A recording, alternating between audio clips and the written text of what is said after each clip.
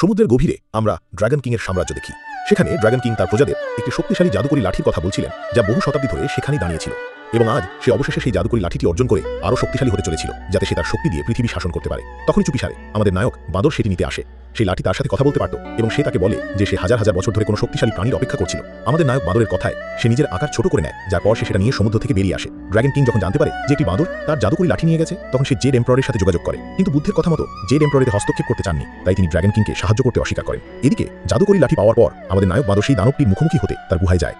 সেখানে সে সেই শিশুটিকে বাঁচিয়ে নেয়, কিন্তু তার মুখোমুখি হয় সেই দানবের সাথে। কিন্তু এখন তার কাছে সেই জাদুকরী লাঠি ছিল, যার কারণে সে অবশেষে তাকে সরাসরি স্বর্গে পাঠিয়ে দেয়। তার সাহসিকতা দেখে সব বাঁদর তার প্রতি খুব মুগ্ধ হয় এবং তাকে মাঙ্কি কিং উপাধি দেয়। কিন্তু প্রবীণ রাজা তাকে বলেন যে এই জাদুকরী অস্ত্র কেবল একজন অমর প্রাণীকেই ব্যবহার করা উচিত। এই কথা শুনে মাঙ্কি কিং নিজেই স্বর্গবাসীদের কাছে অমর হওয়ার দাবি করার সিদ্ধান্ত নেয়। এতে প্রবীণ বাঁদর তাকে জানান যে তারা তার কথা কখনো শুনবে না। যখন সে শত শত দানবকে হত্যা করবে, তখনই কেবল তাদের নজর তার উপর পড়বে। এই কথা শোনার পর মাঙ্কি কিং 100 দানবকে হত্যা করার সিদ্ধান্ত নেয় এবং তাদের হত্যা করার জন্য যাত্রা শুরু করে। সে তার যাত্রার সময় অনেক দানবের মুখোমুখি হয়ে 99টি দানবকে শেষ করে দেয় এবং অবশেষে 100তম দানবের খোঁজে একটি গ্রামে পৌঁছায়, যেখানে একটি দানব মেয়ের অত্যাচারে সেখানকার সব গ্রামবাসী ভীত ছিল। কিন্তু মাঙ্কি কিং এর পূর্ণ বিশ্বাস ছিল যে সে এই দানবকেও হারাবে। তখনই লায়ন নামের একটি ছোট মেয়ে তার কাছে আসে, যে সবার সামনে তার প্রশংসা করতে শুরু করে। সেখানে মাঙ্কি কিং তাদের সাথে চুক্তি করে যে সে এই দানবকে শেষ করবে এবং এর বিনিময়ে তারা দুর্দান্ত আতশবাজি দিয়ে তার প্রতি কৃতজ্ঞতা প্রকাশ করবে, যাতে অমর প্রাণীরা তার বিজয় সম্পর্কে জানতে পারে এবং তাকে নিতে আসে। তারা তার চুক্তি মেনে নেয়।